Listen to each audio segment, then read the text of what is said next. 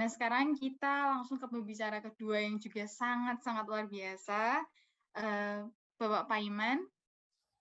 Mungkin dari Ya, Bapak Paiman langsung saja. langsung aja Monggo. ya. Oke, Iya. terima kasih. Assalamualaikum warahmatullahi wabarakatuh. Waalaikumsalam warahmatullahi Untuk wabarakatuh.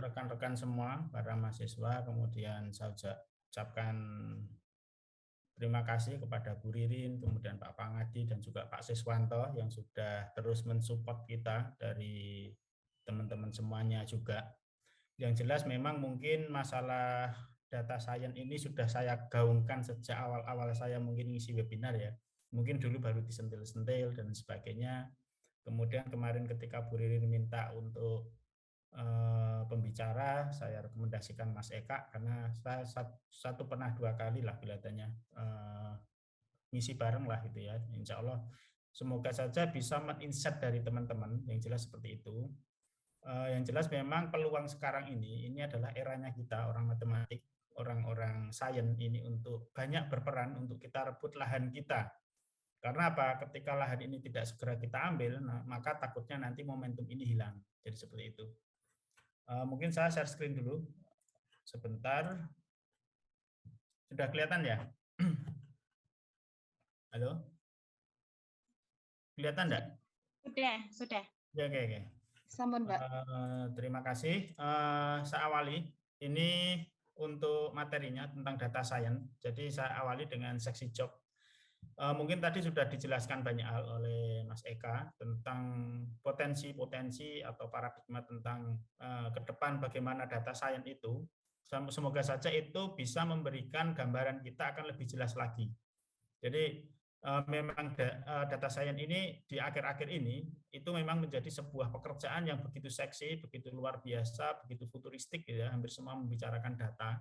Sehingga jangan sampai sebuah momentum ini kita sebagai seorang matematik, karena ini lahan kita, jangan sampai ini menjadi lahan kita nggak ambil bagian. Sekian persen itu harus segera diambil, terutama untuk kita dari FMIPA, Matematik UNS, itu segera kita ambil bagian kue kita.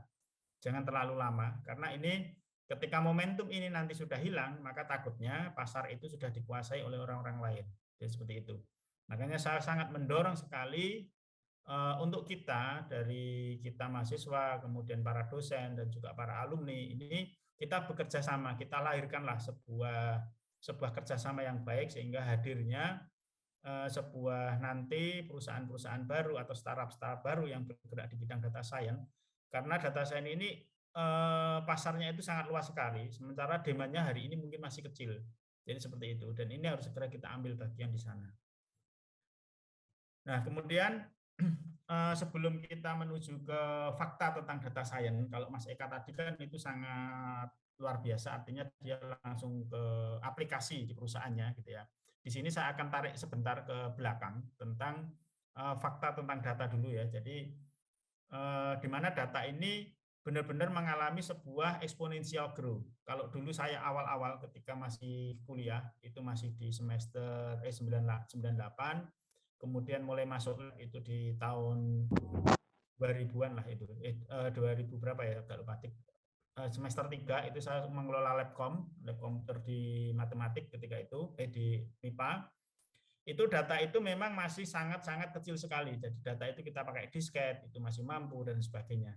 Tetapi faktanya sekarang ketika perkembangan internet semakin luar biasa, dengan didukung dengan adanya smartphone itu, perkembangan internet dan perkembangan data itu begitu eksponensial.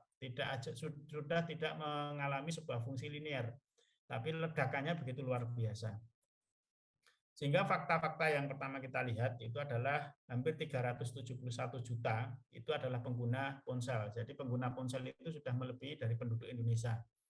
Jadi kadang kan orang punya ponsel satu atau dua kan gitu ya. Jadi seperti itu. Jadi pengguna atau netizennya, pengguna orang-orang yang pasarnya daripada pengguna ponsel ini sudah sangat melebihi penduduk Indonesia. Kemudian 130 juta itu adalah pengguna internet. Jadi seperti itu. Kemudian dari 130 juta itu 106 jutanya itu adalah aktif di media sosial. Sehingga dari 106 juta ini adalah pada akhirnya itu dia akan pengguna data dan juga dia penghasil data. Karena setiap orang itu pada akhirnya, pada hakikatnya itu adalah dia menggunakan data, dan hari ini yang 106 juta ini itu adalah, atau yang 130 juta itu adalah juga penghasil data. Ini fakta ya, fakta yang memang hari ini tentang data. Karena ketika tiap hari kita update, ketika tiap hari kita itu selfie, kita upload dan sebagainya, kita pada hakikatnya juga menghasilkan data.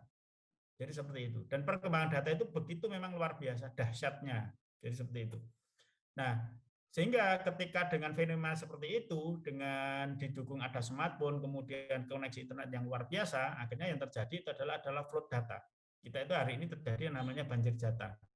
Jadi kebanjiran data ini akhirnya tercampur antara data yang bagus dan data yang nggak bagus, data yang hoax, data yang nggak hoax, dan seperti itu. Nah, dari data ini dibutuhkanlah dengan adanya fenomena data atau flood data ini, maka dibutuhkanlah sekarang ini yang namanya data mining. Ini nanti akan lahirnya yang namanya data science di sini. Jadi ceritanya seperti itu. Dari adanya fenomena hadirnya data, kemudian ada flow data, maka di sini dibutuhkan yang namanya satu ilmu baru, muncullah ilmu baru yang namanya data mining. Bagaimana data itu di-mining, data itu ditambang, dipisahkan, data yang bagus, tidak bagus, data yang itu bisa dijadikan sebuah informasi yang baik dan sebagainya. Karena data itu hari ini bercampur begitu luar biasa, antara yang bagus dan yang bagus itu begitu luar biasa. Nah, sehingga timbullah ilmu baru di orang-orang barat yang namanya data mining yang hari ini kita adopsi. Jadi seperti itu. Di sana nanti ada metode-metode klasifikasi, clustering, regresi, sequential pattern, prediction, association rule, dan macam-macam. Jadi kalau klasifikasi itu mengklasifikasikan, kita butuhnya di bidang apa. Kemudian kalau clustering itu diklaster-klasterkan.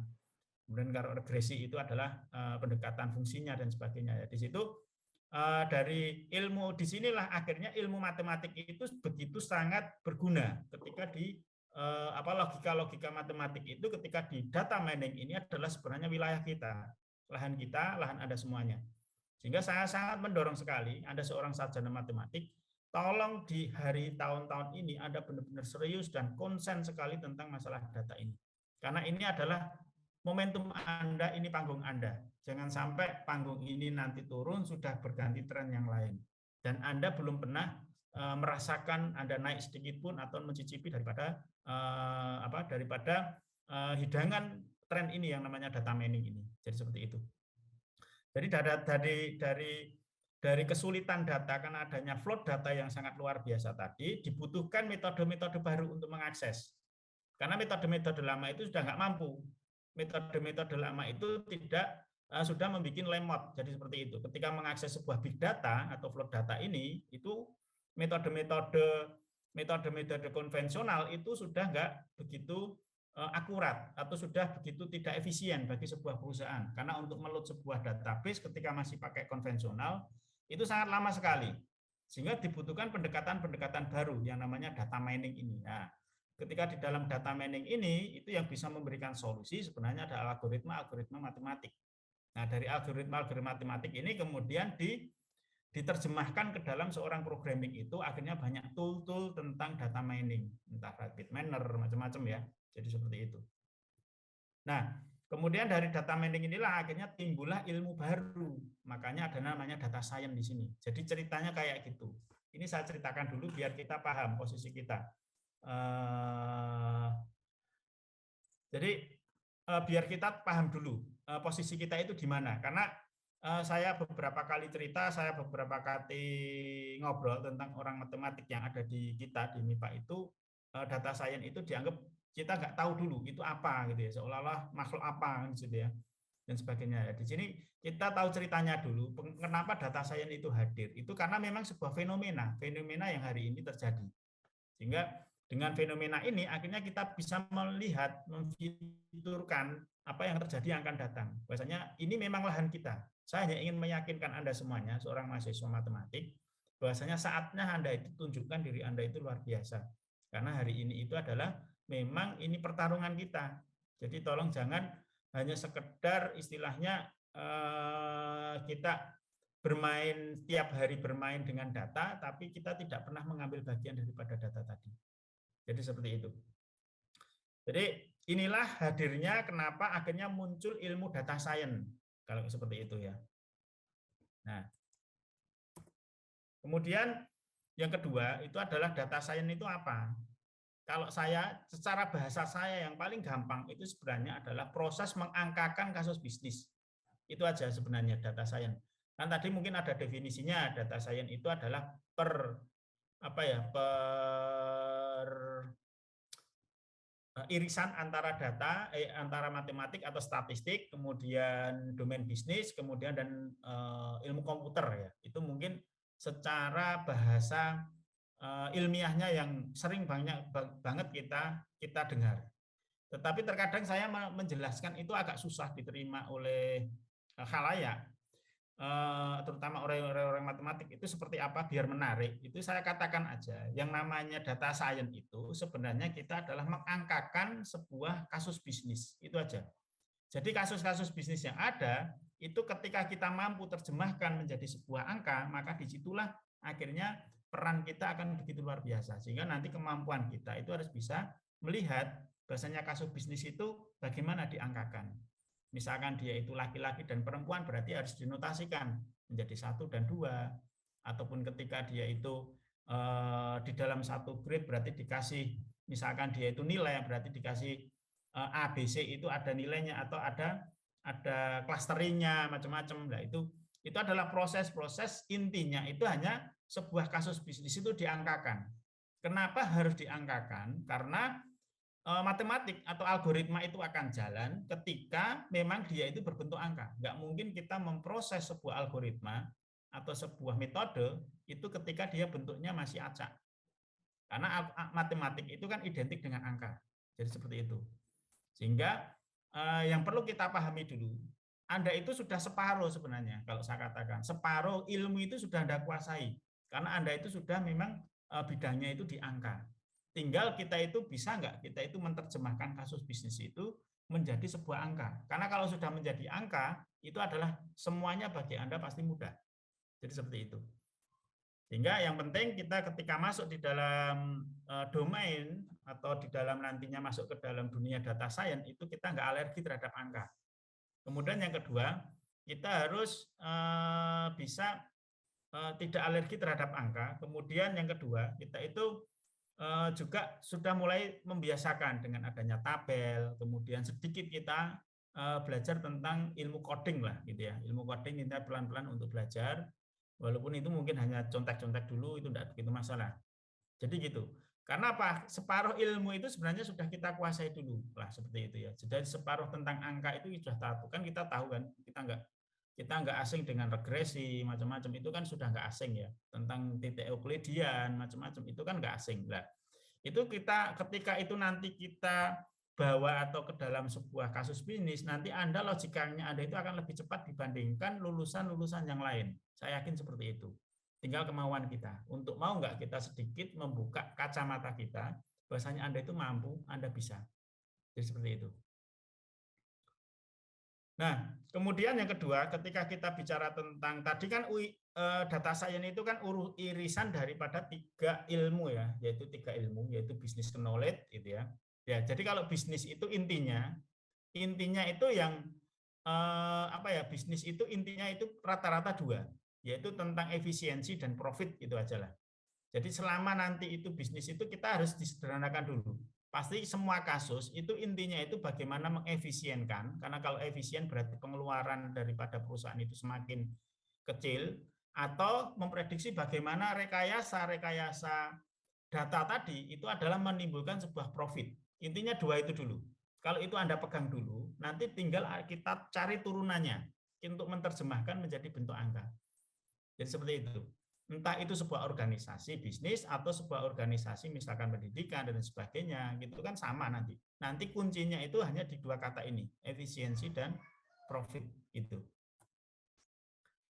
Kemudian apa? Kenapa kok banyak sekali perusahaan-perusahaan yang hari ini itu adalah data driven ya. Jadi semua keputusan-keputusan bisnis seperti yang tadi mungkin Mas Eka ceritakan dan sebagainya, begitu peduli terhadap yang namanya data.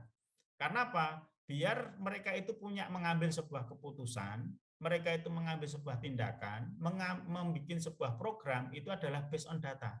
Tidak kira-kira, tidak datang dari langit, tidak berdasarkan istilahnya suatu sekedar intuisi ya, walaupun intuisi di dalam suatu bisnis itu penting, tapi tidak sekedar semuanya itu didasarkan pada coba-coba gitu ya.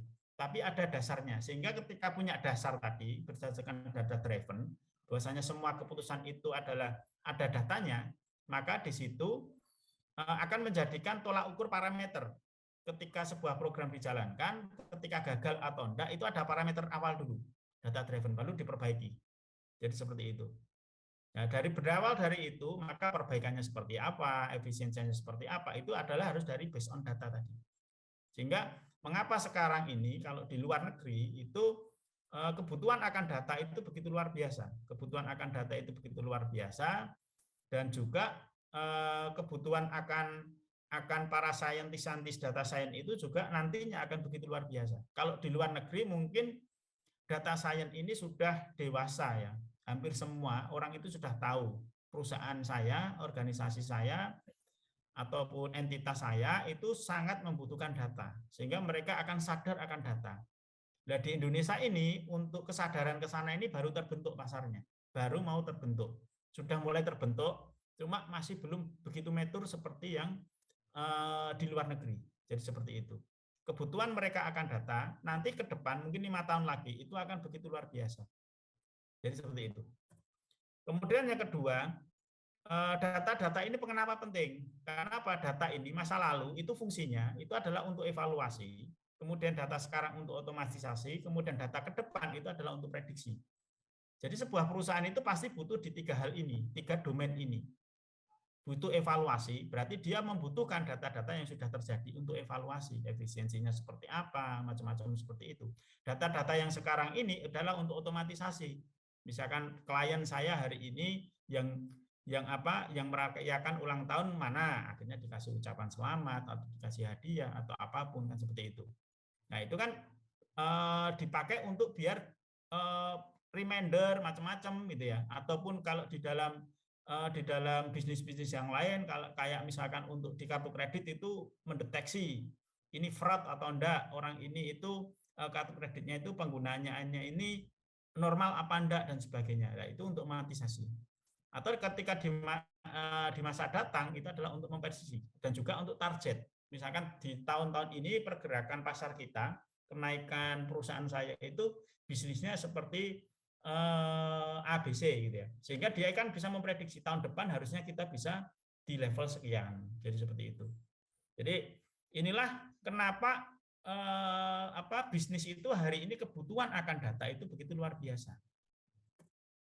Kemudian yang ketiga itu adalah pengenalan tentang use case bisnis atau life cycle company. Jadi pengenalan tentang use case bisnis ini sangat penting di dalam suatu data science. Ini yang mungkin dikatakan Mas Eka tadi, itu inilah yang sebenarnya kuncinya dulu. Kita harus tahu use case-nya, kita harus tahu kasusnya dulu. Kasus bisnisnya seperti apa, life cycle-nya seperti apa, kehidupan cara perusahaan ini ngambil duitnya seperti apa, yang diinginkan perusahaan dari data itu seperti apa, itu harus dipahami dulu. Ketika kita punya kemampuan ini, maka di sini itu adalah langkah awal, jendela awal kita untuk masuk ke dalam suatu menjadi seorang data scientist. Jadi suka-sukalah kepo lah terhadap data itu. Ini kalau gini seperti ini, oh berarti gini ya. Jadi artinya ada sebuah pertanyaan, data itu akan banyak berbicara ya, seperti orang forensik ya. Jadi berpikirlah seperti seorang forensik. Seperti kalau orang forensik, orang forensik tentang misalkan ada kematian, itu kan kecelakaan atau pembunuhan atau apapun gitu ya. Orang forensik itu kan mereka mengatakan bahasanya mayat itu hidup, mayat itu bicara gitu. Apa kita mengatakan bahasa mayat bicara itu adalah seorang forensik itu bisa menghidupkan mayat? Enggak, bukan seperti itu. Tetapi dari data-data yang ada di mayat ini, kalau mayat ini seperti ini kondisinya, oh berarti ini diracun. Oh kondisinya kalau seperti ini 3 hari dan sebagainya. Nah dari situlah dia itu akan bisa mengatakan mayat itu bicara, artinya memberitahu ke saya bahwasanya saya itu diracun atau saya itu sekedar memang kecelakaan atau jatuhnya seperti apa dan sebagainya. Nah disitulah. Nah di sininya makanya apa? sebagai seorang nanti ketika kita mau masuk ke dalam suatu bisnis knowledge ke bisnis data science, maka di sini Anda perlu untuk setiap saat untuk kepo terhadap data, terhadap fenomena, terhadap sesuatu. Ini penting sekali sebagai dasar awal. Terutama untuk kasus-kasus bisnis. Misalkan bisnis lihat orang jualan, walaupun itu jualan di trotoar atau dimanapun, atau itu warung tenda, cobalah kamu sering kepo terhadap bisnis dia. Orang itu seperti ini. Coba dibaca tentang dia. Nah, itu akan melatih insting kita terhadap suatu bisnis. Itu penting. Kemudian yang ketiga, yang keempat itu adalah tentang inovasi produk. Jadi kenapa data ini penting? Dari data ini, ketika ditarik, kemudian dipelajari polanya, ketika dilihat datanya, ini akan banyak insight-insight baru yang bisa ditemukan bagaimana perusahaan ini nanti ke depan berkembang. Produk apa yang ke depan harus saya bikin. Kan seperti itu ya. Ataupun marketing mana yang harus saya genjot dan sebagainya untuk menambah profit dan sebagainya. Produksi mana yang harus saya optimalkan. Di sesi mana ketika di bulan-bulan Ramadan ini produk apa yang memang atau promosi apa yang memang harus saya, tema promosi apa yang harus saya bikin misalkan. Nah, itu kan dari data ini akhirnya kita akan mempunyai suatu create product. Create product itu tidak sekedar membuat produk, tapi bisa juga membuat program dan sebagainya, program diskon dan sebagainya, atau program-program yang lain. Nah, ini penting sekali. Sehingga di dalam bisnis knowledge ini kita harus kuat dulu. Intinya bisnis knowledge ini yang harus kita pahami. Anda harus memahami tentang life cycle bisnisnya. Life cycle bisnis, use case bisnis, ini harus Anda kuatin dulu. Kalau ini Anda sudah punya dulu, tidak harus tahu banget. Intinya kita itu punya sense terhadap bisnis. Melihat bisnis A, B, C, D itu semua bisnis intinya sama, gitu, seperti itu. Dan seperti saya katakan tadi, pasti itu nanti polanya mengefisienkan atau menambah profit. Itu aja. Itu kita pegang dulu, baru kita turunin nanti per case-case dari kasus tadi. Jadi situ. Nah, kenapa saya katakan tadi bahwasanya data science itu begitu seksi? Karena memang data science ini itu adalah menjadi sebuah ilmu yang dia itu bisa masuk ke semua segmen, baik di segmen peternakan, farming kayak tadi yang Mas Eka, kemudian kesehatan, kemudian pendidikan, militer, fotografi, olahraga, pemerintahan dan sebagainya. Itu nanti itu pasti semuanya akan dipengaruhi oleh data. Karena kayak sekarang untuk Dukcapil saja mereka sudah membuat big data. Dukcapilnya itu kan lulusan UNS juga kan, ketua untuk Dukcapil di Indonesia ini itu ya. Kemarin saya ikut sedikit arahan dari beliau. Intinya itu sekarang Dukcapil aja mereka itu sudah mulai merambah ke arah big data. Kenapa? Profiling rakyat itu perlu dilihat sehingga nanti untuk distribusi masalah subsidi macam-macam itu akan semuanya itu terbaca oleh pemerintah sehingga membuat kebijakan pemerintah itu akan lebih mudah. Atau misalkan kita sudah punya big data daripada rakyat ini, pergerakannya macam-macam, itu ketika pemerintah mau membangun sesuatu, harusnya pemerintah itu berdasarkan data. Ketika berdasarkan data, maka ketika membangun sesuatu, itu efeknya terhadap kehidupan masyarakat itu akan jauh lebih luar biasa. Atau di militer, sekarang kan kalau kita melihat perang yang terjadi hari ini, entah Rusia, Ukraina, atau di banyak negara itu yang dikembangkan peralatan militer itu sudah semuanya itu dikasih AI, artificial intelligence. Bahkan kalau Rusia itu sudah punya rudal namanya rudal presisi. Jadi dia menjamin bahwasanya ketika saya mau menghancurkan ini, maka efek buat rakyat itu kecil. Yang diserang itu benar-benar adalah di posisi di posisi yang memang yang dia inginkan karena sudah dikasih kecerdasan itu. Jadi kayak gitu. Itu begitu luar biasanya perkembangan akan kegunaan daripada data science gitu ya. Yang akhirnya melahirkan sekarang ini artificial intelligence itu. Kemudian ada fotografi juga kalau Anda mungkin kita melihat bahkan sekarang mungkin setiap vendor kalau kita melihat di HP itu hampir semua HP itu sudah punya AI-nya, mendeteksi ini di ruangan atau enggak. Kemudian dia itu harus ngatur cahayanya seperti apa, itu sudah begitu cerdas gitu ya, sudah begitu cerdas. Jadi mau nggak mau yang namanya keinginan kita ataupun diri kita itu akan dikepung oleh data. Tinggal pilihannya dua. Kita mau segera sadar akan data, menyadari akan data, kemudian kita create dia menjadi sebuah bisnis, ataukah kita itu akan nanti tertinggal oleh data dan kita hanya menjadi data-data yang kita tidak pernah akan bisa memanfaatkan data lagi, atau hanya sekedar menjadi pengguna. Ini pilihan ada pada kita semuanya. Silahkan kepada Anda semuanya hari ini, ketika kita sudah mengetahui fakta ini, tentukan kita di posisi mana. Harus mulai sekarang melek terhadap data, karena ini penting sekali. Itu. Jadi di bisnis knowledge ini sebenarnya yang dibutuhkan itu hanya kemampuan visualisasi bisnis saja, atau bisnis intelijen tadi ya, bisnis intelijen, bisnis data analis gitu ya, itu seperti itu aja. Jadi bisnis analis itu sebenarnya hanya mengkomunikasikan dari bisnis menjadi angka, bisa angka itu aja udah cukup, itu udah luar biasa lah menurut saya. Jadi seperti itu. Kemudian karena ini kita seminarnya di matematik ya, jadi matematika ini saya katakan sebenarnya adalah sebagai jantungnya daripada data science. Jadi sebuah data yang besar tadi, sebuah data big data tadi, ketika tidak dikasih algoritma matematika, dia itu nggak akan bunyi. Dia akan hanya sekedar tumpukan data. Karena dimasukkan algoritma matematik, maka di situ mulai ditata, kemudian diklasterkan, macam-macam. Akhirnya di situ akan banyak sekali hal-hal baru yang bisa diambil dari data tadi. Sehingga kita sebagai seorang saintis, sebagai seorang matematik, ini sangat-sangat sebenarnya kalau kita memang konsen banget terhadap ini, data science, itu adalah Anda pasti menjadi juaranya. Karena yang lain aja iri terhadap Anda. Mereka itu tahu polanya, tahu bisnisnya, tapi ketika harus ngulik kepada algoritmanya, algoritma matematik yang sudah ada angka-angka, nanti bicara kalkulus, bicara program linier, macam-macam, itu mereka udah pasti kalah dengan Anda. Sehingga disinilah kita sebenarnya sudah start di awal. Jadi tolong untuk yang kita matematik, segera kita berlari, segera kita itu ambil bagian di sini. Gitu. Karena di sini sangat penting sekali, karena di dunia yang semakin digital ini, semua nantinya, entah itu di bisnis yang saya katakan tadi, kesehatan, pemerintahan, semuanya itu akan serba ke digital. Bahkan kalau kita melihat hari ini, bank-bank aja sudah berlomba-lomba kan, untuk menjadi bank digital. Jadi mereka itu, bank-bank konvensional itu nanti sudah akan beralih semuanya ke digital. Kalau beberapa yang ada mengatakan sudah nanti ada namanya kiamat teller. Jadi teller-teller nanti itu akan hilang karena dengan adanya proses digitalisasi yang begitu sangat cepat sekali.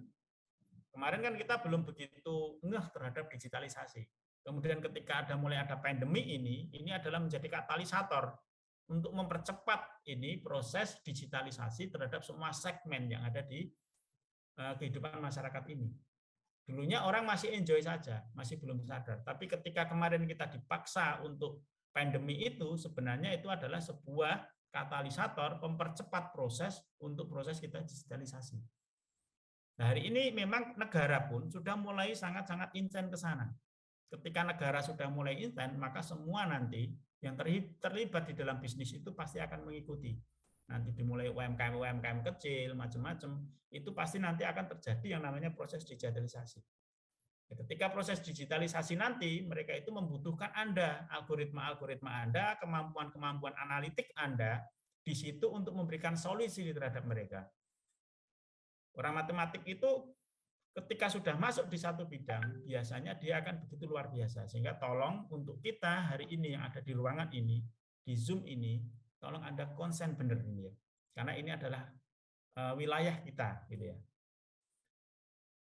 Kemudian apa?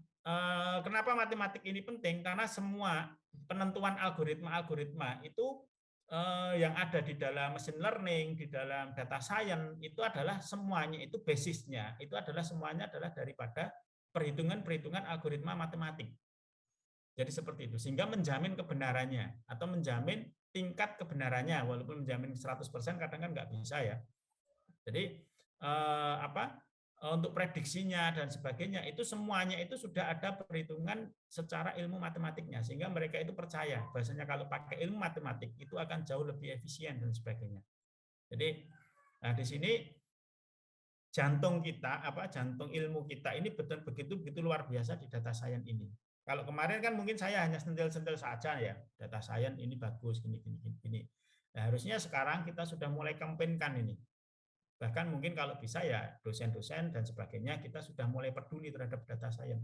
Karena ini nanti memang kita nggak bisa menyelesaikan masalah-masalah yang akan datang dengan ilmu-ilmu yang sekarang. Kita harus tetap berkembang, terus kita itu berpacu gitu ya, berpacu untuk bagaimana lulusan kita matematik ini adalah menjadi yang kalau bisa tetap yang terbagus lah gitu ya tentang data science. Mungkin hari ini kita sudah ketinggal gitu ya dibandingkan dengan beberapa universitas yang lain, tapi masih bisa sangat terkejar gitu. Kemudian yang ketiga itu adalah pendekatan ilmu statistik. Ini juga perlu kita kuasai, walaupun nggak harus detail banget. Intinya itu adalah menjelaskan data nanti ke grafik, macam-macam tentang median, modus, paling-paling kayak gitu kan. Mana produk yang paling mana produk yang paling laris itu kan kita pasti pakai modus kan gitu kan. Pakai yang sering keluar itu apa? Modus ya. Kemudian macam-macam lah. Nah, itu ilmu-ilmu dasar tentang statistik itu kita kuasai dulu. Yang kedua juga ilmu tentang sampling itu penting karena di era data itu sebuah algoritma, sebuah pengolahan data konvensional itu sudah tidak mampu, saya katakan. Sehingga mereka butuh pendekatan statistik.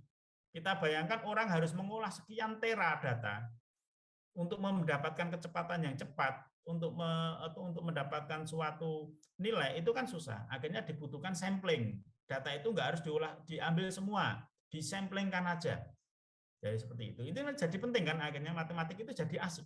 Oh ternyata Google itu untuk menentukan data itu juga nggak semuanya diambil sama dia.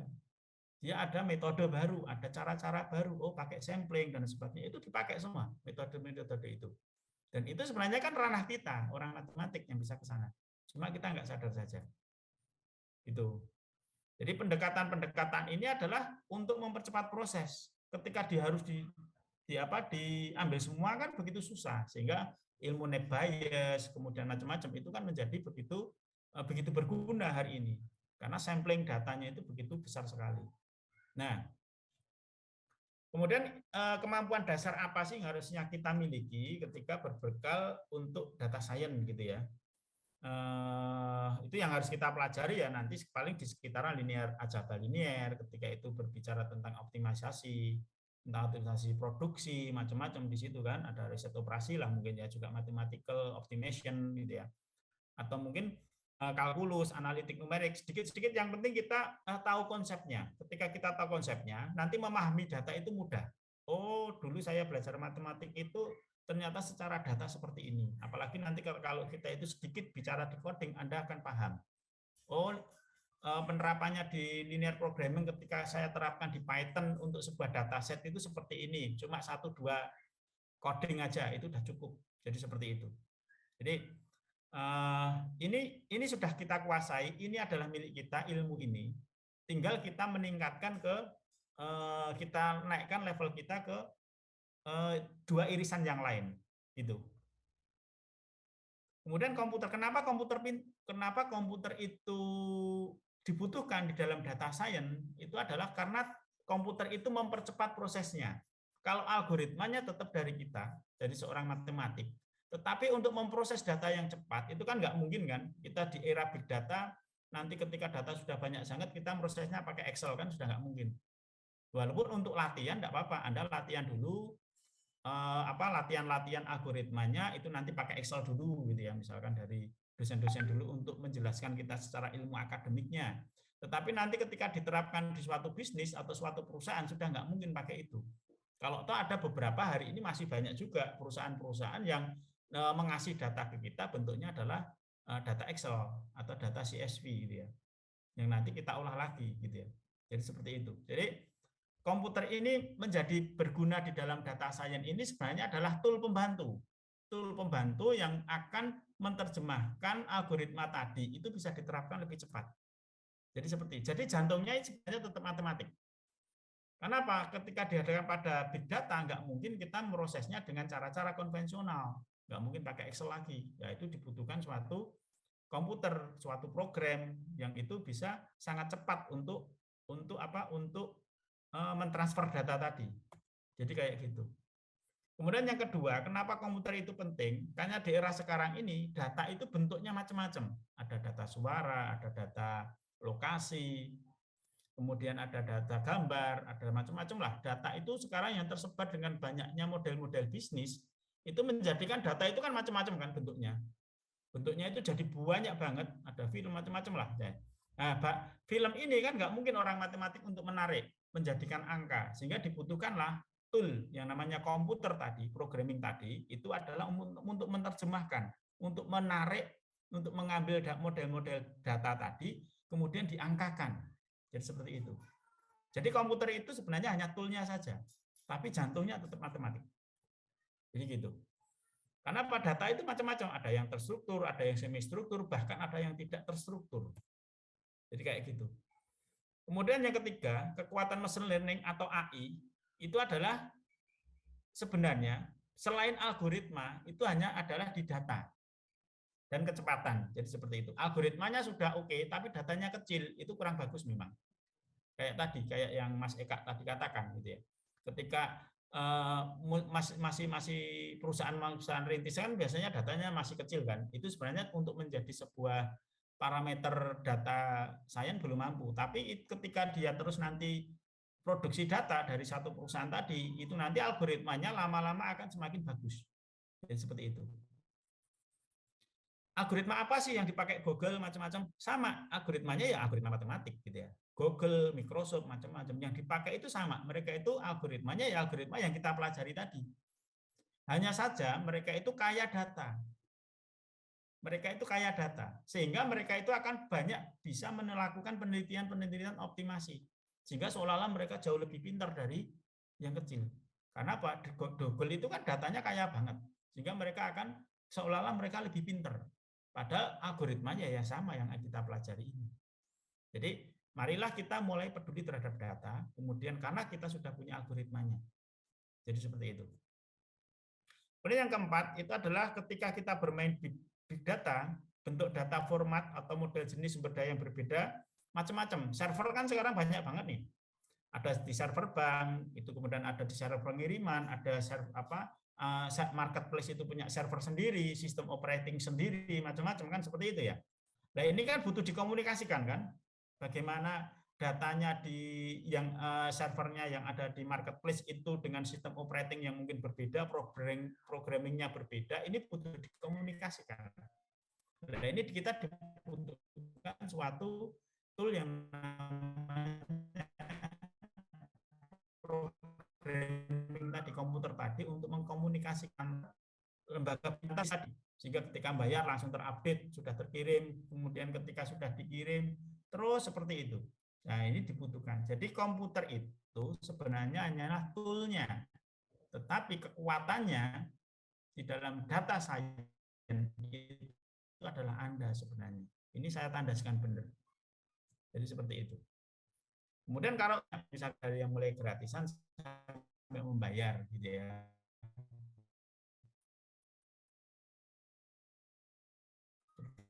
Hati kalau pengen yang tool yang langsung jadi bicara ada itu tool yang untuk mulai belajar memulai data science jadi seperti itu. Nah, disinilah hadirnya namanya bisnis analis. Bisnis analisis atau data. Nah, di sini gabung nih untuk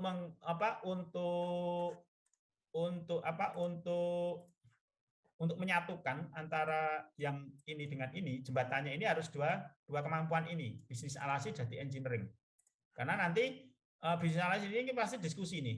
Ini seperti ini, jalur bisnis konsep bisnisnya seperti ini lah. Nanti kode-kodenya menjadi numerik dan sebagainya, itu adalah nanti data engineering. Data engineering itu misalkan, oh ini kok datanya kok gambar. Kita mau apa deteksi, berarti kita pakai CNN misalkan, convolution neural network, macam-macam lah. Toolnya ini nanti yang menyediakan orang-orang data engineering. Bisnis analis ini dia yang menjelaskan kepada data engineering, sehingga dia harus bisa menjadi numerik. Nah, kemudian data ketika sudah menjadi numerik, dia harus di pre-processing. Sebelum data itu diolah, itu harus di pre-processing dulu, dibersihkan dulu, kemudian dilihat macam-macam lah. Nah, ini proses ini penting. Terkadang kegagalan sebuah algoritma, sebuah model itu adalah karena keliru ketika di proses processing ini. Jadi karena datanya masih banyak yang nol, masih banyak yang kotor, macam-macam lah. Ketika diolah di dalam algoritma itu kan apa adanya kan. Algoritma itu kan jujur. Ketika mau kasih A ya keluarnya apa, mau kasih B memperlakukan data ini keliru, yang terjadi nanti itu efeknya modelnya jadi keliru, kesimpulannya jadi keliru, efeknya jadi besar. Sehingga kemampuan pre-processing ini sebenarnya nanti ini harus ada satu hal yang tersendiri, gitu ya. Kalau data kosong kudu diapain, dilihat datanya. Kalau ini ada outlier diapain, kan seperti itu. Nah, ini kemampuan ini perlu dilatih. Ya, ini di sini kan sudah diajarkan nih banyak di ilmu statistik gitu ya. Bagaimana mengatasi data-data dan sebagainya. Kemudian dari pre-processing, kemudian kita bentuk nanti modelnya. Nanti ini dilatih dulu lah datanya, dilatih, kemudian terjadi model, kemudian model diuji, dianalisa, presisinya dan sebagainya. Kemudian dari situ diambil kesimpulan. Nah, jadi kalau di wilayah yang pre-processing, model, uji model itu adalah data analis dan data scientist ini yang harus banyak nanti berkomunikasi ya di era ini ya. Tapi ketika nanti sudah menjadi sebuah kesimpulan, itu harus dikembalikan kepada bisnis analis. Bisnis analis ini yang harus menerjemahkan ke klien. Seperti ini loh kesimpulannya. Nah, jadi bahasanya bisnisnya itu itu harus dikembalikan ke bahasa bisnis. Karena apa? Karena kalau masih berbentuk angka, orang bisnis itu nggak suka bentuk gitu ya. Kesimpulannya seperti apa? Ini efisiensinya berapa? Kan seperti itu. Kalau para owner itu kadang hanya dia minta kesimpulannya yang di sini itu apa, itu mudah dibaca, direpresentasikan atau digrafikkan secara visual gitu aja. Oh sebenarnya penjualan saya naik apa turun gitu ya, saya efisien apa enggak kan gitu aja. Nah proses-proses yang ini itu adalah tugas kita sebagai seorang data analis, sebagai seorang data scientist di proses yang dalamnya ini. Jadi seperti itu. Jadi kita harus tahu perannya. Makanya kayak tadi ada yang seorang kita masuk ke data science tapi kita tidak tahu coding sama sekali ya ada, karena kita nanti kita masuknya di dunia yang bisnis intelijennya tadi. Di situ yang penting sen terhadap bisnisnya itu dia kuat sekali dan bisa menerjemahkan, membahasakan ke dalam nanti orang-orang data engineering. Itu aja udah cukup. Itu sudah jadi pekerjaan yang nanti malah justru kemungkinan malah itu yang mahal. Kalau menurut saya loh, prediksi saya. Jadi seperti itu. Gitu ya. Nah, ini contoh ya, tak kasih contoh biar gampang. Saya stop screen dulu ya. Contoh yang simple lah ini ya. Nah, jadi gini. Jadi misalkan ini kita pakai Python gitu ya. Ini kelihatan ya? Halo? Iya, Pak, kelihatan. Kelihatan. Misalkan kita pakai Python. Oh, di mana sih kita bertanya? Regresi saya itu di mana, kegunaannya untuk apa, dan cara penerapannya seperti apa, kan seperti itu. Kadang kan kita bertanya kan. Nah, ketika kita bertanya di sini, kalau Anda pernah belajar matematik mungkin nggak begitu jauh kan. Nah, di sini kan tinggal nanti kita lihat aja. Misalkan di sini ada data marketing dan hasil penjualan kan seperti itu. Berarti kalau kita itu ada biaya 1 juta, hasilnya mungkin 10 juta ataupun kenaikan omsetnya 3 atau berapa gitu ya, misalkan gitu ya. X-nya itu adalah yang ini, Y-nya ini misalkan. Jadi di sini itu adalah data, kita ingin tahu korelasinya antara marketing dengan hasil penjualan. Misalkan kita kasih biaya 1 juta, hasilnya ternyata 3 juta, peningkatan ada 3% misalkan, atau berapalah kita nggak tahu di sini. Ini datanya saya masih pakai data yang dummy, intinya yang penting bisa menjelaskan secara visual saja. Jadi kalau dikasih 10 hasilnya sekian, kalau 20 hasilnya sekian, kalau 40 hasilnya sekian, kalau tak kasih biaya marketing 50 juta hasilnya sekian, terus seperti itu sampai nanti kita akan menemukan sebuah perusahaan itu pada titik, oh kalau tak lebihkan sekian ternyata nggak ada signifikansinya terhadap penjualan, berarti maksimal marketing saya adalah sekian juta. Akhirnya kan seperti itu kan. Ketika nanti ini datanya semakin besar, ini kan datanya hanya sampel saja. Nah, ini misalkan regresi, tugas kita seorang data scientist apa? Ya udah kita nerima aja data ini, kita olah kan gitu, data-data marketing itu secara data scientist. Nah, di sini kita olah. Ini fungsi-fungsinya, fungsi-fungsi dalam Python ini gampang dipelajari, 1 hari aja udah cukup ini ya. Kita pakai scalar, linear model, macam-macam gitu ya. Kemudian di sini cara memasukkan datanya, ini masih konvensional, nanti kalau bentuk yang lain ada caranya. Misalkan itu bentuknya adalah Excel atau dari MySQL macam-macam, itu ada caranya. Jadi ada toolnya, tinggal kita nanti hafalin, tinggal dihafalin program apa, dihafalin caranya aja. Nah, kemudian seperti itu. Kemudian ini kita definisikan, kita mau pakai tool namanya linear regression, karena di sini kita ingin memprediksi kalau kita kasih sekian juta nanti hasilnya berapa gitu ya. Oh, berarti ini pakai kasusnya adalah linear regression lah. Inilah yang fungsi kita. Ketika kita dihadapkan sebuah data dengan kasus bisnis yang seperti ini, saya pakai apa alatnya? Apakah pakai linear regression atau apakah pakai program linier atau apapun, ini yang menentukan Anda. Disinilah peran seorang data science, sehingga Anda harus tahu kasus bisnisnya, kemudian Anda tahu apa yang saya gunakan untuk mengolah toolnya tadi. Jadi seperti itu. Kemudian kalau di sini kan hanya di di sini kan tinggal di reshape aja ya. Ini ukurannya aja. Kemudian habis itu di sini fit itu adalah dicari modelnya. Dicari modelnya. Ketika model ini sudah ketemu, model persamaannya, jadi di sini istilahnya ini mencari persamaannya ya. Dari data tadi, kalau Anda pernah diregresi itu kan sebenarnya ini adalah penentuan modelnya. Model atau persamaannya lah.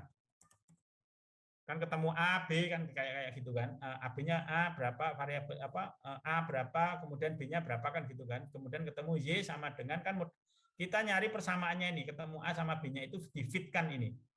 Jadi seperti itu.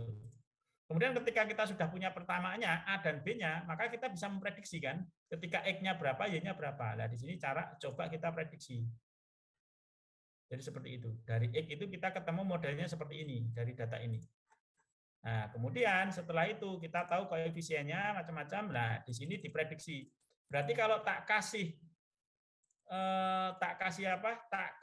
anggaran 120 juta misalkan, harusnya nanti hasilnya 250, kenaikannya 258 Y-nya di sini. Kalau di sini 120 juta, nanti prediksinya di sini harusnya 258 atau seperti apa. Nah, ketika nanti itu dari anggaran itu setelah diterapkan ternyata kok tetap harganya kenaikan dari penjualannya hanya 203, berarti kan nggak begitu signifikan. Nah, itu nanti berarti perusahaan harus punya batasan. Oh, marketing saya itu hanya maksimal di angka sekian.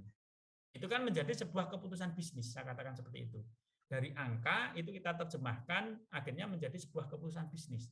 Itu tergantung kasusnya, bisa dikembangkan ke kasus-kasus yang lain. Jadi seperti itu. Ini paham ya gambarannya ya. Ini tak bikin gambaran yang simpel dulu aja. Jadi seperti itu. Nah, disinilah nanti peran-peran kita sebagai seorang data scientist. Data scientist itu bukan sesuatu momok yang ribet, enggak. Semua tool itu sudah ada. Kita tinggal pakai aja, hafalin. Yang penting kita tahu bisnisnya, mau pakai linear regression sudah ada. Kita mau pakai net bias sudah ada. Macam-macam, banyak banget yang jelas. Kalau Anda mungkin nanti ingin tahu berapa banyak algoritma machine learning, bisa juga ini belajar di buku ini ya. Ini lumayan bagus lah menurut saya. Kelihatan enggak ini? Enggak kelihatan ya? Enggak begitu kelihatan ya? Bentar. Betul, Mbak. Nah, ini masalahnya berarti di background-nya ya.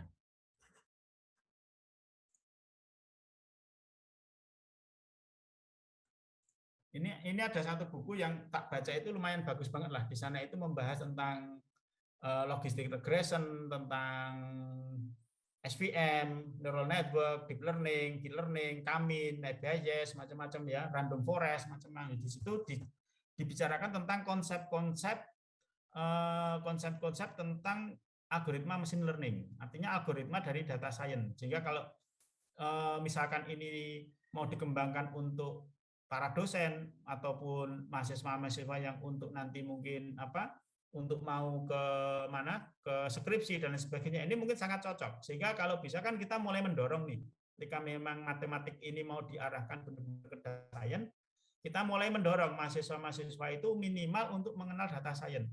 Entah itu kita itu hanya membandingkan ya, mahasiswa kan bisa kan, kita hanya membandingkan antara algoritma A dengan B ini efisien yang mana, kan gitu udah cukup lah. Minimal kan dia tahu dulu, paham cara untuk mengolah ataupun dia itu tahu tentang memperlakukan dataset.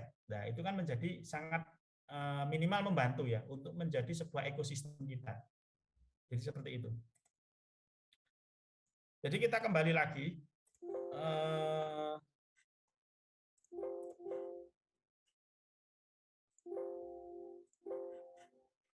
Ini ke PowerPoint, betul ini?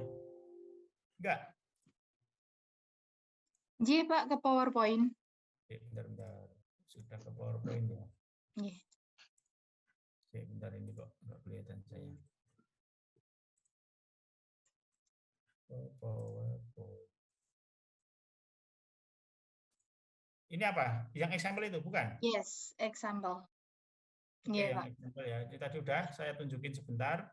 Kemudian ada satu berita yang agak mungkin beberapa bulan ini itu mengatakan apakah data science ini akan segera jenuh gitu ya pasarnya. Kan ini ada banyak-banyak artikel ya yang di akhir-akhir ini itu mungkin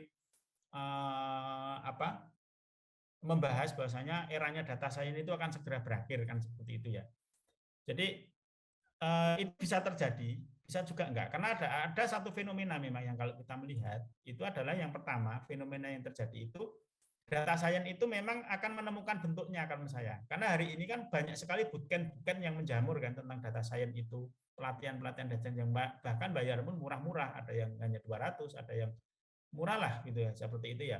Bootcamp ini menjamur, akhirnya apa? Akhirnya banyak orang dan mungkin hasilnya juga hanya begitu-begitu aja.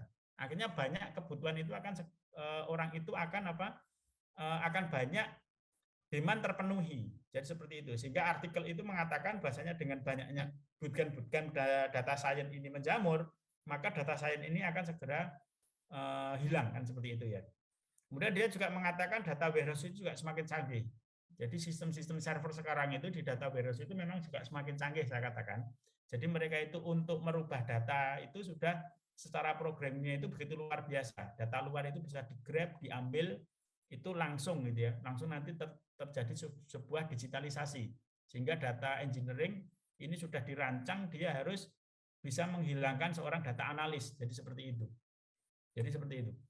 Kemudian ada juga tool-tool machine learning itu juga semakin canggih, saya katakan gitu ya. Nah, ketika hal ini itu adalah menjadikan data mereka si pembuat artikel ini yang sekarang baru banyak dibahas itu dengan fenomena ini mengatakan bahwasanya mungkin ke depan data science itu akan segera jenuh pasarnya, kan seperti itu. Itu mungkin bisa benar, bisa enggak. Tapi kalau menurut saya jenuh enggak jenuh, itu sebenarnya enggak. Jadi semua itu akan menemukan polanya, akan menemukan sistemnya. Yang penting itu kita tahu cara bermain kita di data science itu di mana. Memang itu akan terjadi jenuh ketika yang dipelajari di dalam data science ya hanya itu aja. Ya ini harus ada perubahan mendasar. Makanya kemarin kita hadirkan satu perusahaan namanya PT Integra Data Intelligensia, yang kita harapkan ini menjadi sebuah jembatan kita. Yang pertama itu adalah untuk bisa mensertifikasi minimal dari semua mahasiswa, kalau bisa lulusan MIPA, mereka minimal ketika mereka itu punya portofolio keluar, itu mereka itu punya pengetahuan tentang data science. Jadi seperti itu. Jadi untuk modal dia, untuk melamar pekerjaan dan sebagainya itu coba kita menjembatani ini, sehingga MIPA ini tidak ketinggalan di data science. Gitu ya. Yang kedua, dengan adanya yang kita kembangkan di dalam Integra Data nanti ke depannya itu adalah kita berbasis project, kemudian berbasis yang lain sebagainya. Sehingga saya kalau mendidik anak-anak ke Integra Data itu kan tak suruh bikin proposal dulu. Proposal harus bisa kamu wujudkan dalam bentuk PowerPoint.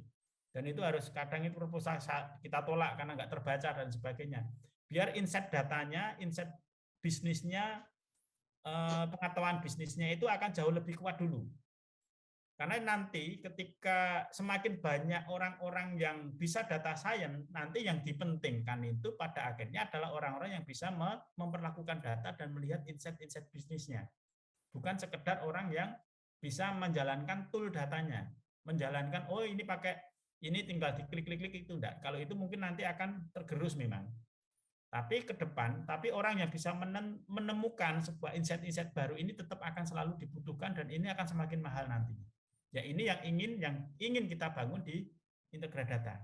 Sehingga mungkin saya sering tolong untuk ide bisnis ini diterjemahkan ke dalam proposal, kemudian dari proposal ini kita terjemahkan dalam sebuah PowerPoint. Ketika nanti itu sudah terjadi, PowerPoint-nya terbaca, dijadikan sebagai proyek awal atau sebagai miniatur proyeknya yang nanti itu bisa dikomersialkan. Jadi seperti itu. Kalau itu seperti itu, insya Allah tidak akan pernah mati. Karena ke depan itu yang dibutuhkan itu adalah bagaimana sebuah perusahaan data science ketika kita tawarkan ke dalam perusahaan yang lain itu benar-benar memberikan solusi nyata. Ketika solusi itu bisa kita belikan, insya Allah ini akan menjadikan sebuah perusahaan yang kuat. Jadi seperti itu. Jadi solusinya itu tidak parsial. Ke depan yang dibutuhkan itu adalah solusi yang benar-benar terintegral ya. Memang memberikan solusi benar terhadap perusahaan tadi. Nah itu pasti akan laku. Punya produk yang kita jual yang itu terintegrasi benar, tidak parsial. Intinya seperti itu. Itu pasti akan tetap terpakai. Jadi itu ya mungkin yang bisa saya sampaikan pada kesempatan siang hari ini. Yang jelas matematik dan Indonesia. Insya Allah ya kita sebagai seorang akademisi, seorang matematik, ketika benar-benar kita itu mulai sadar tentang data, kemudian mulai kita itu yakin lah bahwasanya matematik itu adalah sesuatu yang sangat istimewa, anugerah dari Tuhan yang diberikan kepada Anda. Anda lahir sebagai seorang matematikawan, anggaplah itu sebagai anugerah, sebagai gift yang begitu luar biasa. Yang kita harapkan ketika nanti data science ini dipakai oleh bangsa ini semakin luar biasa meluas ke semua instansi-instansi pemerintah, akan memberikan sebuah perubahan yang begitu besar, entah itu terhadap pertanian, perdagangan, dan lain sebagainya. Sehingga menjadikan Indonesia ini menjadi sesuatu yang luar biasa. Sehingga kita harapkan siapa yang bisa menguasai data, maka kedepannya dialah yang akan mengubah dunia. Di akhir saya tutup ada sebuah cerita. Jadi saya pernah melihat sebuah film namanya Enigma. Jadi film ini didedikasikan kepada seorang tokoh matematikawan, yaitu seorang Alan Turing gitu ya. Jadi Alan Turing ini dia seorang tokoh yang dia itu mau menemukan sebuah mesin universal yang bisa menerjemahkan sekian banyak masalah gitu ya, masalah algoritma dan sebagainya gitu ya. Jadi ketika terjadi perang dunia berapa itu ya, antara Jerman dengan Amerika ketika itu. Nah, si Alan Turing ini dia itu memecahkan sebuah kodenya dari si Nazi ini. Ketika itu kan Jerman begitu kuat sekali itu ya. Serangan-serangannya begitu luar biasa, teknologinya begitu luar biasa, enkripsinya begitu luar biasa. Nah, si Alan Turing ini itu bisa memecahkan kode daripada komunikasinya si tentara Jerman ketika itu. Nah, si tentara Jerman ini karena dia itu bisa terbaca, akhirnya menyebabkanlah si Jerman ini kalah di dalam peperangan Perang Dunia ketika itu. Karena apa? Semua pergerakannya, semua macam-macam itu sudah bisa dibaca dengan mesin ini, sehingga lawannya itu bisa tahu pergerakannya, sehingga kalahnya. Inilah hebatnya sebuah data. Ternyata data itu bisa merubah sebuah sejarah yang begitu luar biasa. Data itu bisa mempunyai kekuatan dongkrak yang begitu luar biasa. Yang kita harapkan ketika Anda mulai peduli terhadap data, juga bisa merubah kehidupan kita ke depannya. Jadi, terutama untuk mungkin pekerjaan Anda dan lain sebagainya. Jadi seperti itu. Itu saja ya mungkin dari saya. Semoga saja ini bisa memberikan sesuatu yang bagus buat kita semuanya. Terima kasih. Assalamualaikum warahmatullahi wabarakatuh. Waalaikumsalam warahmatullahi wabarakatuh. Matur nuwun Pak Paiman. Langsung ke sesi selanjutnya mohon ya Pak. Jadi tanya jawab bagi teman-teman yang ingin bertanya kepada Pak Paiman, monggo langsung chat izin bertanya di kolom chat. Nanti langsung saya sampaikan, langsung saya arahkan ke Pak Paiman. Monggo teman-teman.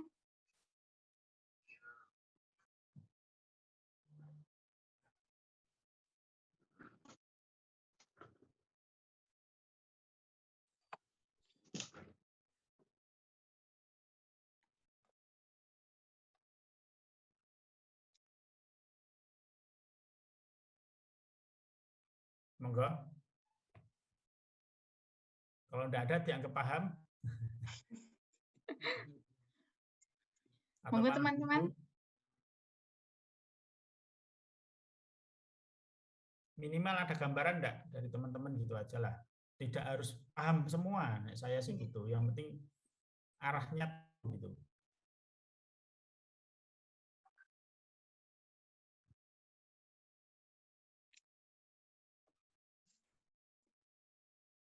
Boleh dari teman-teman Integrate Data atau teman-teman mahasiswa lainnya.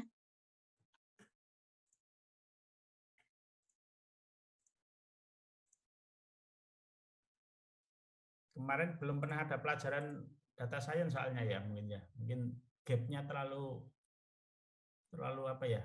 Terlalu Tinggi. Tinggi ya. Tapi memang sekarang pekerjaan itu kalau kita ada kayak punya pengetahuan tentang data science, insya Allah itu lebih mudah yang jelas untuk Anda bisa diterima, misalkan harus melamar sebuah pekerjaan gitu ya. Karena kebutuhan sih ke depan. Silakan. Ya, monggo Mbak Ratna langsung mawon open mic langsung disampaikan ke Pak Paiman, monggo.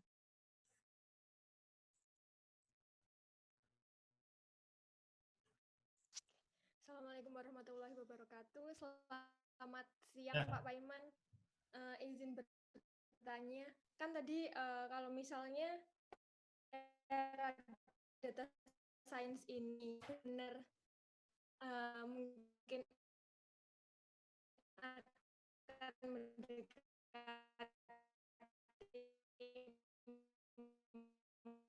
masa habisnya, maksud yang bisa kita lakukan untuk mengatasi habisnya pasar ini, kita bisa lari mana Pak? Jadi gini, jadi sebenarnya bisnis itu tidak pernah mati ya sebenarnya, hanya berubah bentuk aja. Jadi seperti itu. Jadi ketika kita sudah masuk ke dalam dunia data science, kita sudah punya pasar, itu nanti kita akan punya cara lagi untuk bagaimana mendevelop atau memelihara klien yang sudah kita bentuk ini untuk merubah ke bentuk yang lain. Itu tidak ada masalah. Jadi seperti itu. Dan itu pasti jembatannya nanti juga pasti ke dari data science dulu, dari data dulu. Nanti paling hanya perubahan apa ya? Perubahan karakter bisnis saja. Kayak misalkan dulu, misalkan eranya dulu itu apa ya? Telekomunikasi. Dulu kan telekomunikasi itu dulu kan wartel. Betul enggak? Tapi kan bisnis telekomunikasinya apa mati? Martelnya mati, betul enggak? Tapi bisnis telekomunikasi mati enggak? Dia berubah bentuk saja kan. Dari wartel kemudian menjadi handphone, kemudian sekarang menjadi data. Perkembangannya kan kayak gitu. Dulu kan orang itu untuk SMS saja ngitung, ini habis berapa, dapat bonusan itu penting. Sekarang orang sudah nggak peduli itu, dapat SMS berapa, yang penting datanya kan gitu. Kan seperti itu. Jadi makanya segera kita masuk ke dalam apa ya? Segera kita masuk ke dalam konsolidasinya, kita create sebuah perusahaan yang memang itu settle, kita punya pangsa pasar. Karena sekarang ini baru besar-besarnya gitu. Jangan sampai momentum ini hilang. Kita harus segera masuk, segera kita punya pangsa pasar, kita punya nama. Istilahnya kalau sudah punya nama kan kita pasti punya pelanggan kan, punya istilahnya pelanggan yang mania istilah. Ya itu kan nanti perkembangannya pasti nggak ada masalah gitu loh sebenarnya. Tinggal nanti perubahan bentuknya aja yang mungkin berbeda secara perubahan bisnis. Karena bisnis itu memang berubah karena perubahan daripada aktivitas klien, istilahnya daripada rakyat itu sudah berubah. Memang kebutuhan orang sudah ke data misalnya, berarti bisnisnya berubah kan gitu ya. Ya, yang penting itu aja, yang penting kita adaptif aja, adaptif terhadap perubahan tadi. Nek saya sih gitu aja. Jadi tidak ada masalah dengan saya memberikan data science tahun-tahun nanti mati. Ya itu tergantung imun nama kita. Kamu bagus pun kamu mendirikan sekarang tapi nggak pernah bergerak, ya nggak usah. Ini pasarnya masih besar pun ya tetap mati kan kayak gitu. Tergantung kita segera bergerak aja, kalau menurut saya seperti itu. Kan yang nanti itu mati kayak misalkan bank, yang mati apa? Tellernya kan seperti itu ya. Tapi kan dia juga menciptakan pekerjaan-pekerjaan yang lain kan. Misalkan bank itu berubah menjadi bank digital, betul nggak? Teller hilang, betul nggak? Akhirnya muncul data analis, data engineering, betul enggak? Sama aja kan seperti itu. Perubahannya itu hanya seperti itu. Yang penting kita bisa ketika dihadapkan pada masalah seperti itu nggak usah panik gitu loh. Jadi seperti itu. Itu Mbak Ratna ya. Ya, gimana Mbak Ratna? Apakah ada feedback untuk Pak Paiman? Monggo. Berarti ya memang berarti kuncinya dalam hidup ini memang harus selalu belajar dan nggak ketinggalan waktu. Ya, kecepatan yang penting. Jangan berlama-lama. Engko nek berlama-lama salah tua nanti nggak laku-laku nanti. Kayak gitu. Jadi intinya itu di era sekarang itu kita memang harus di speed-nya. Makanya kan saya ke teman-teman integrator data itu sering tolong ini, tolong itu. Kenapa? Saya hanya ingin melatih Anda semuanya itu tentang speed ya. Responsif macam-macam itu penting. Karena apa? Karena kalau kita itu tidak segera bergerak, nanti takutnya orang itu sudah sampai ke langit, kita ngejarnya nanti hanya dapat 5%. Padahal size kita mungkin bisa dapat 25% pasar itu. Jangan sampai nanti hanya dapatnya 2%, 3% gitu loh. Maksud saya seperti itu. Karena memang Anda itu kan Anda di era masih ada kuliah dan ini masih sekolah gitu. Tapi kan Anda harus segera punya prioritas, punya sikap. Mana yang memang harus saya dahulukan sekarang ini. Jadi intinya seperti itu. Makanya kan sering kan proposal bisnis ini kapan jadinya? Itu bukan masalah apa. Saya hanya ingin membuat habit Anda biar terbiasa dengan tekanan, terbiasa dengan kecepatan, terhadap dengan ide-ide itu harus segera muncul dan sebagainya. Apa yang harus diperbaiki kayak gitu. Habit ini susah masalahnya. Tidak kayak apa ya? Tidak kayak sebuah kita bisnis benda, tapi habit ini yang ketika di dalam sebuah company ini yang memang harus kita ciptakan. Tapi ketika Anda sudah berhabit Anda itu sudah jadi sebagai sebuah company dan itu bagus, hasilnya pasti luar biasa nantinya. Kedepannya itu gampang. Jadi gitu, di awal-awal memang susah biasa itu. Jadi kayak gitu. Ya, apakah menjawab Mbak Ratna? Apakah ada feedback lagi?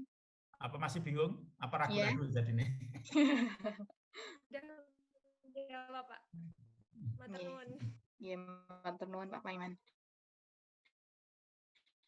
Ayo monggo teman-teman yang lain, masih ada 6 menitan nih Pak Paiman menutup sesi kali.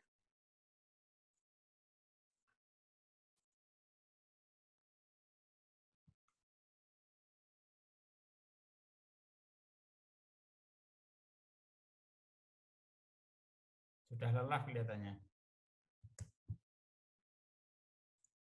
Cukup enggak apa-apa, nggak usah dipaksain deh. Kalau saya itu terbuka aja, nggak usah memaksain sesuatu yang memang belum ada. Kan gini loh,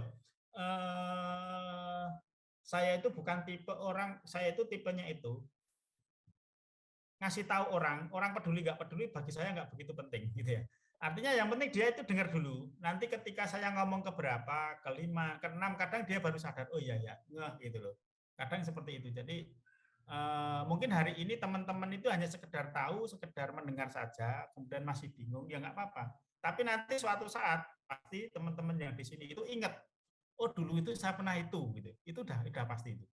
Jadi kayak gitu. Jadi itulah. Jadi intinya itu yang penting kita ada ilmu baru, kita buka, kita kosongkan gelas kita untuk terus belajar. Tiap hari kosongkan gelas kita untuk terus belajar. Intinya seperti itu. Itu nanti akan lebih membantu. Kalau memang belum paham, nggak usah dipaksa-paksain kita seolah-olah paham, nggak usah. Lebih baik seperti itu. Mending kita itu seolah-olah bodoh, tapi kita terus belajar. Intinya gitu ya. Untuk adik-adik semuanya. Jadi seperti itu. Iya, baik Pak Paiman. Jadi kita itu matematika itu punya privilege yang sangat besar ya Pak untuk menuju ke bidang data scientist ini. Ini panggung kita, kalau nggak dimanfaatkan eman-eman gitu. Ya ini harus semua bergerak ya, kolektif ya, menjadi gerakan kolektif itu ya gerakan jenengan mahasiswa, gerakan dosen, itu kalau bisa kita gerakkan kolektif, kita itu mengejarnya masih sangat mudah sekali gitu. Masih banyak sisi-sisi kosong yang bisa banyak kita isi di bidang data science ini. Gitu loh. Kayak saya katakan tadi, bootcamp yang berbasis project itu kan masih kecil kan, semuanya bootcamp hanya kayak kita sertifikasi biasa gitu loh ya. Yang penting dia bayar dapat sertifikasi kayak gitu ya. Inginnya yang kita ciptakan nanti kayak di integrator itu beda, kita basisnya itu project. Kalau sudah project yang dilibatkan orang luar biasa. Karena memang cara mengajar saya dengan orang itu berbeda. Saya itu tipenya itu bukan tipe guru, saya ngajari A, B, C, D ini yang saya bukan tipe seperti itu. Saya itu ngajari orang itu biasanya langsung tak jebuk. Kalau mau belajar berenang ya masuk ke kolam renang. Makanya kayak kemarin mau belajar data science ya gaya perusahaan nih. Jadi kita tahu prosesnya benar-benar. Itu biar benar-benar kita itu akhirnya tahu tentang ya sebenarnya, jangan teori gitu. Kalau kita tahu teori, ini nanti gaungnya akan lebih, kalau kita tahu benar, insya Allah gaungnya akan lebih luar biasa. Makanya kan kayak bikin perusahaan ya bikin, urus sendiri, tanya sendiri. Bukan saya ingin menyusahkan Anda, karena memang disitulah proses kita itu untuk menjadi besar seperti itu. Karena saya dulu itu dibesarkan seperti itu. Saya kalau ngajari orang sudah ratusan orang, ribuan orang yang sudah saya coba bentuk memang cara paling mudah untuk ngajari orang cepat ya harus seperti itu. Jadi seperti itu ya. Jadi bukan berarti saya nggak mengajari Anda, memang harus seperti itu. Kita kalau sudah tahu nanti bingung baru mentok tanya silahkan. Itu nggih. Oke, baik Pak Paiman. Untuk menutup sesi kali ini, monggo 1-2 kalimat untuk kita semua Pak Paiman. Jadi intinya kita jadi manusia ya. Jadi manusia itu good is not enough ya. Jadi kita itu baik saja itu nggak cukup. Jadi di era sekarang ini, di era kehidupan ini, baik saja itu baik itu memang bagus gitu ya. Tetapi untuk nanti membuat sebuah perubahan yang besar, untuk memberikan efek yang luar biasa, kita itu nggak hanya cukup sekedar baik. Tidak, kita harus asah punya kemampuan yang lebih luar biasa, sehingga kita nanti itu akan bisa memberikan efek yang positif terhadap masyarakat. Hidup ini jangan hanya sekedar kita itu membuat cerita, tetapi buatlah sebuah sejarah. Kalau bisa jadilah sebuah legenda. Jadi seperti itu. Kalau legenda itu kan luar biasa ya. Kalau saya itu ngambil pelajaran dari para wali. Para wali itu ketika dia itu sudah meninggal pun, dia itu masih bisa memberikan manfaat yang luar biasa terhadap orang-orang yang sudah dia tinggalkan. Kita lihat wali ya. Makam wali itu walaupun walinya sudah meninggal, tapi hari ini dengan adanya ziarah para wali macam-macam kayak gitu, berapa kita lihat kemanfaatan yang diperoleh dari hebatnya para wali tadi. Bisnis apa yang tergerak? Bisnis kulinernya jalan, penginapannya jalan, transportasinya jalan, mungkin tambah oleh-olehnya macam-macam, jadi seperti itu. Bisnis parkiran, dia orang sudah meninggal saja masih memberikan kemanfaatan yang begitu luar biasa terhadap sekitarnya. Itulah kehebatannya daripada sebuah legenda. Jadi kalau bisa ketika kita meninggal, buatlah sebuah sejarah dalam kehidupan kita. Entah sejarah apapun, yang itu memang bisa kita tinggalkan untuk memberikan manfaat buat diri kita dan alam sekitar kita. Itu aja ya mungkin dari saya. Terima kasih. Assalamualaikum warahmatullahi wabarakatuh. Waalaikumsalam warahmatullahi wabarakatuh. Matur nuwun sangat Pak Paiman. Ya.